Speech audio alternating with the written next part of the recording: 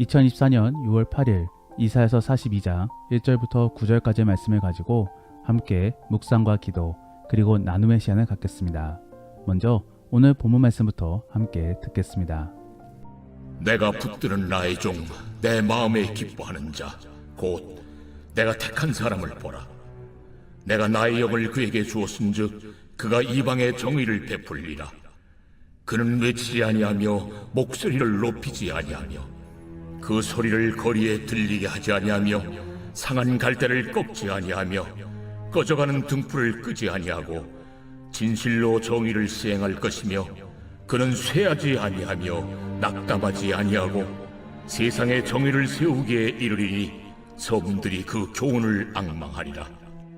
하늘을 창조하여 펴시고 땅과 그 소산을 내시며 땅 위의 백성에게 호흡을 주시며 땅에 행하는 자에게 영을 주시는 하나님 여호와께서 이같이 말씀하시되 나 여호와가 의로 너를 불렀은즉 내가 네 손을 잡아 너를 보호하며 너를 세워 백성의 언약과 이방의 빛이 되게 하리니 내가 눈먼 자들의 눈을 밝히며 갇힌 자를 감옥에서 이끌어내며 흑암에 앉은 자를 감방에서 나오게 하리라. 나는 여호와이니 이는 내 이름이라. 나는 내 영광을 다른 자에게 내 찬송을 우상에게 주지 아니하리라. 보라, 전에 예언한 일이 이미 이루어졌느니라. 이제 내가 새 일을 알리노라. 그 일이 시작되기 전에라도 너희에게 이르노라. 하나님께서는 열방을 구원케 하기 위하여 종들을 세우고자 하십니다. 그러므로 오늘 본문에서는 그렇게 세워질 종들에게 브리핑을 전해주고 계신 것입니다. 그러면 그러한 종들이 감당하게 될 사역은 무엇인 것인가? 바로 정의를 베푸는 것입니다. 그러므로 그러한 표현이 1절과 4절 말씀 그리고 6절 이후의 말씀에서도 계속적으로 그러한 뉘앙스가 전해주고 있는 것입니다. 그러면 여기서 전하는 정의를 베품은 무엇을 말하고 있는 것인가? 바로 이방인들에게 진정한 의로움을 가르쳐주고 있는 것입니다. 원문에서는 이 정의라는 표현이 공의로 쓰여지고 있습니다. 그래서 법적인 판결과 관련된 그러한 의미로 쓰여지고 있는 것입니다. 이러한 것들을 이방인들에게 전해준다라고 하는 것은 결국 의로움에 있어 기준을 전해줄 것임을 말해주고 있는 것입니다. 그리고 그렇게 진리가 전해짐으로 결국 구원까지도 얻게끔 만들려고 하는 것이 바로 하나님의 뜻인 것입니다. 그러므로 오늘 본문의 7절 말씀에서는 내가 눈먼 자들의 눈을 밝히며 갇힌 자를 감옥에서 이끌어내며 흑암에 앉은 자를 감방에서 나오게 하리라 라고 전해주고 있는 것입니다. 여기서의 눈먼 자는 우상으로 인해 눈이 가려진 이방인들을 가리키고 있는 것이며 감옥에 갇혀 흑암에 앉아있는 자들은 바벨론에게 붙잡혀 포로로 끌려간 이스라엘 사람들을 의미하고 있는 것입니다. 결국 이러한 모든 사람들에게 진리를 전해줌으로써 모두가 구원을 얻을 수 있게끔 도와주겠다라고 말씀해주고 계신 것입니다. 오늘 본문 속에서 언급되어지고 있는 종은 단순히 이스라엘만을 의미하고 있는 것은 아닙니다. 왜냐하면 종들이 다가가야 될 대상 중에 하나가 바로 이스라엘 사람들이기 때문입니다. 그러므로 오늘 본문 속의 종들은 단순히 이스라엘을 의미하고 있는 것은 아닌 것이고 주의 말씀을 받들어 주의 사명을 감당하는 자들이 바로 주의 종들인 것입니다. 그러므로 오늘날로 보자면은 예수를 믿어 성령을 받은 사람들이 되는 것입니다. 그래서 저는 오늘 본문 말씀을 통하여 그렇게 성령을 받은 우리들이 사역을 감당함에 있어 미리 알고 있어야 될 사실들에 대하여 함께 살펴보기를 원합니다. 앞서도 언급하였듯이 오늘 본문은 사역을 감당하기에 앞서서 먼저 브리핑을 받는 것과 같은 분위기입니다. 그러므로 그러한 브리핑을 들음으로써 우리가 주의 사역을 어떻게 감당해야 될지를 전해주고 있는 것입니다. 정말로 그러한 사역을 잘 감당하기 위해서 우리가 무엇을 잘 염두하고 있어야 되는지를 함께 생각해 보기를 원합니다. 첫 번째로 하나님의 사역을 잘 감당하기 위해서는 무엇보다도 하나님과의 관계가 중요함을 기억해야 되는 것입니다. 왜냐하면 우리가 사역을 감당함에 있어 필요한 능력들은 모두 주님께로부터 얻을 수 있기 때문입니다. 그러므로 오늘 본문의 1절 말씀에서는 내가 나의 영을 주었다라고 전해주고 있는 것이며 5절 말씀에서는 같은 내용으로서 다시 한 번 더 전해주고 있는 것입니다. 우리가 5절 말씀만을 읽어보면은 땅 위의 백성들에게 호흡을 주시며 땅에 행하는 자들에게 영을 주시는 하나님 여호와라는 표현이 있습니다. 여기서의 호흡과 영은 성령과 그로부터 임하는 능력을 의미하고 있는 것입니다. 그러므로 결국 성령 세렘이 성령 충만함 속에서 나오는 그러한 능력을 말해주고 있는 것입니다. 우리는 사역을 감당함에 있어 가끔씩 놓치고 있는 부분들이 있습니다. 바로 하나님인 것이지요. 즉 주의 사역을 감당한다 라고 말하고 있으면서도 정작 그 주님과는 멀리 떨어져 있는 그런 모순적인 모습을 갖고 있는 것입니다. 그러다가 결국에 하나님의 사역이 아닌 나의 사역이 되어버리는 것입니다. 우리가 한번 사울을 떠올려 보겠습니다. 그는 분명 처음에 왕이 되었을 때만 해도 하나님을 위하여 그리고 이스라엘을 위하여 섬기겠다라는 법으로 왕위에 올랐을 것입니다. 하지만 시간이 지나면서 결국에 그는 어떠한 왕이 되어버렸습니까? 자기 자신만을 위한 그런 왕이 되어버렸습니다. 그래서 백성들을 사지로 내몰기도 하고 또 충성된 신하인 다윗을 죽이려고도 하였었습니다. 그러한 원인이 결국에 어디에 있겠습니까? 바로 하나님으로부터 멀어졌기 때문입니다. 그러므로 결국에 처참한 결말을 맞이하게 되는 것입니다. 우리 주변에도 이러한 사울과 같은 사람들이 많이 있습니다. 처음에는 하나님을 위하여 일하겠다라고 하지만서도 결국에 변질되어 버리는 사람들이 많이 있는 것이지요. 우리는 그러한 잘못을 버리지 않기 위하여 최우선적으로 하나님과의 관계를 붙잡아야 되는 것입니다. 그러면 어떻게 해야지만이 우리는 주와의 관계가 우선적인 그런 사역을 감당할 수 있는 것입니까? 우선적으로는 기도로서 일을 시작하시기를 바랍니다. 그리고 일의 효율보다도 사람들과의 교제 속에서 하나님의 뜻을 찾으시기를 바랍니다. 더불어 일을 진행함 속에서도 선하게 이끄실 하나님을 믿으며 조급함을 내려놓으시기를 바랍니다. 이러한 마음을 먹어야지 결국에 경건생활이 가능해지는 것입니다. 그렇게 경건생활과 사역이 균형을 이루므로 주가 원하시는 사역자가 될 수 있기를 원합니다. 두 번째로 하나님의 사역은 자신이 드러나서는 안 되는 것입니다. 오늘 본문의 2절 말씀에서는 그는 외치지 아니하며 목소리를 높이지 아니하고 또 그 소리를 거리에 들리게 하지 아니하며 라고 전해주고 있습니다. 이게 무슨 말이겠습니까? 종의 사역은 은밀해야 됨을 말해주고 있는 것입니다. 즉 요란스럽게 진행함으로 자신이 드러나서는 안 되는 것입니다. 도리어 겸손과 조심 속에서 하나님만이 드러날 수 있게끔 일을 해야 된다라는 것입니다. 이것은 오늘날 속의 교회들의 사역과 대비되는 말씀입니다.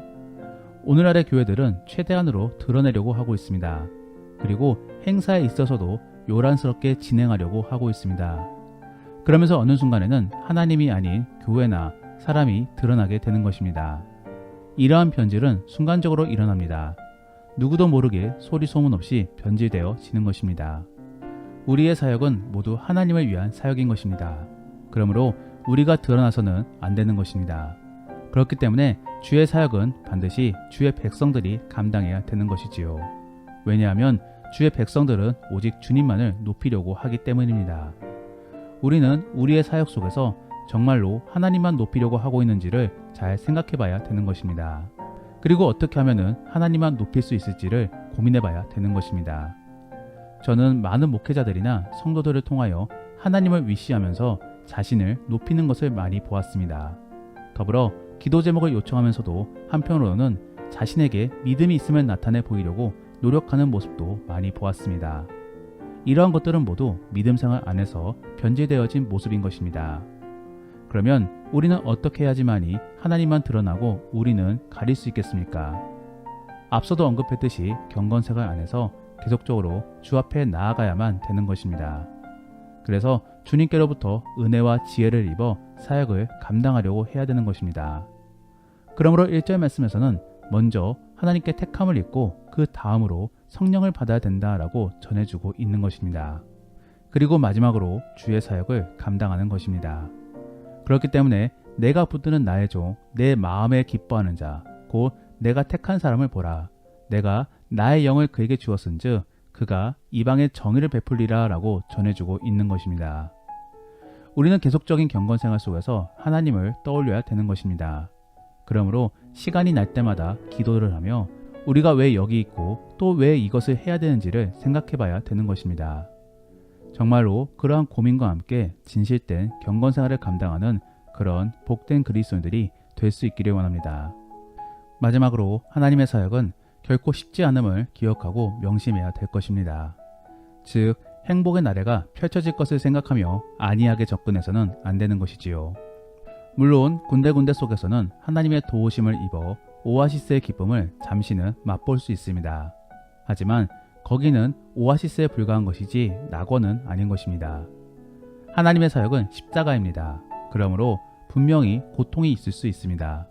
그렇기 때문에 오늘 본문의 4절 말씀에서는 그는 쇠하지 아니하며 낙담하지 아니한다 라고 전해주고 있는 것입니다. 이것은 먼저 그러한 어려움이 있기 때문에 하나님의 도우심으로 극복할 수 있음을 전해주고 있는 것입니다. 그런데 그러한 이야기에 앞서서 먼저는 그러한 어려움이 있음을 전제로 말해주고 있는 것이지요. 하나님의 사역은 나그네로서 본향을 가는 것과 똑같습니다. 즉 힘듦도 있고 또 유혹으로 인한 갈등도 있을 수 있는 것입니다. 그렇기 때문에 주의 능력이 아니면 곧바로 떨어지게 되는 것이지요. 우리는 분명히 기억해야 됩니다. 주의 사역은 결코 쉽지 않다라는 것을 말입니다. 그러므로 주의 사역을 감당함에 있어서는 먼저는 신중을 기하고 그리고 주께 받은 마음을 통하여 결단해야 되는 것입니다. 그렇기 때문에 주의 사역을 감당함에 있어서는 무조건적으로 수용하고 곧바로 가질 필요는 없는 것입니다. 기도와 고민 속에서 잘 판단하며 결단해야 되는 것이지요. 어찌 보면 너무나 겁을 주는 것 같아 죄송스럽지만서도 정말로 사탄의 방해는 만만치 않습니다. 그리고 하나님이 주시는 성장통도 결코 쉽지가 않습니다. 그러므로 간단히 무조건 감당하라 라고는 말하지 못하겠습니다. 하지만 이것 하나는 분명하게 말할 수 있습니다. 그 사역에 있어 끝은 있고 또 중간중간마다 오아시스가 있습니다. 더불어 그러한 사역 속에서 분명히 성장으로 인한 주의 축복이 있습니다. 그것이 바로 성화에 의한 구원인 것이지요. 그러므로 우리는 결국 주의 사역을 감당해야 되는 것입니다. 그리고 그를 통하여 주께 쓰임받아야 되는 것입니다. 다만 무턱대고 만만히 여기며 주의 사역을 감당하지는 마시기를 바랍니다. 기도와 누림 속에서 그리고 교제와 예배 속에서 주의 은혜를 충분히 받음으로 주의 사역을 결단하시기를 바랍니다. 그러면서 꿋꿋이 주의 사역을 감당할 수 있기를 원합니다. 그러면 결국 주님이 높여주실 것입니다. 그러므로 4절 말씀에서는 세상에 정의가 세워지게 될 것이니 섬들이 그 교훈을 앙망하리라 라고 전해주고 있는 것입니다. 하나님은 우리의 결단을 결코 가벼이 여기지 않으십니다. 그를 통해서 주의 사역을 이루어 주십니다. 그리고 함께하여 주십니다. 동역을 통하여 하나님의 승리를 맛보게 해주십니다. 그러므로 9절 말씀을 읽어보면 뭐라고 전해주고 계십니까? 보라, 전에 예언한 일이 이미 이루어졌느니라. 이제 내가 새 일을 알릴 것이니 그 일이 시작되기 전에라도 너희에게 말해줄 것이다 라고 전해주고 있는 것입니다. 결국 하나님이 뜻한 바는 다 이루어졌으며 또 하나님이 우리와 동역해 주실 것임을 말씀해주고 있는 것입니다. 그러한 사실을 믿어 이제는 주의 사역을 담당히 감당할 수 있기를 원합니다. 말씀을 정리합니다. 오늘은 주의 사역이 어떠한 것인가를 브리핑을 통하여 살펴보았는데 결국 주의 사역은 주의 공의를 전하는 것입니다. 그래서 무엇이 옳은가를 알려주고 있는 것이지요. 우리는 이러한 사역을 감당하기에 앞서서 먼저 주와의 관계를 다시 재정립해야 될 것입니다. 그래서 그 주님을 위하여 사역을 감당하기를 원하고 또 주님으로부터 능력을 입어 사역을 감당하기를 원합니다. 더불어 사역 속에서 자신만을 나타내지 말고 오직 하나님만을 나타내야 될 것입니다. 그리고 마지막으로는 이 사역은 결코 쉽지는 않습니다. 하지만 그 끝에는 무한한 축복이 있음을 믿으며 묵묵히 잘 감당해야 될 것입니다. 그러한 인내의 그리스도인이 될 수 있기를 원하오며 예수님의 이름으로 축복합니다. 기도하겠습니다. 우리가 오늘 말씀을 생각하며 함께 기도하기 원하는 것은 주님, 우리가 주의 종으로 쓰임받기를 원합니다. 항상 주께 가까이 있으므로 주의 사역을 잘 감당할 수 있게 도와주옵소서. 그리고 주의 사역을 감당함 속에 어려움이 있다라고 할지라도 꿋꿋하게 감당함으로 진리를 전파할 수 있게 하여 주옵소서 라고 함께 기도하겠습니다. 그리고 오늘 본문 말씀을 가지고 믿음의 나눔이나 혹은 가정예배를 드리신다 라고 한다면 우리가 전해야 될 진리는 무엇이 있는지를 한번 나누어 보시기를 바랍니다. 그리고 그러한 진리를 전함 속에 우리가 무엇을 조심해야 될지를 한번 나누어 보시기를 바랍니다. 그러면 이제 주님과 함께 깊은 나눔의 시간을 갖겠습니다. 오늘 하루도 주 안에서 승리할 수 있기를 원합니다.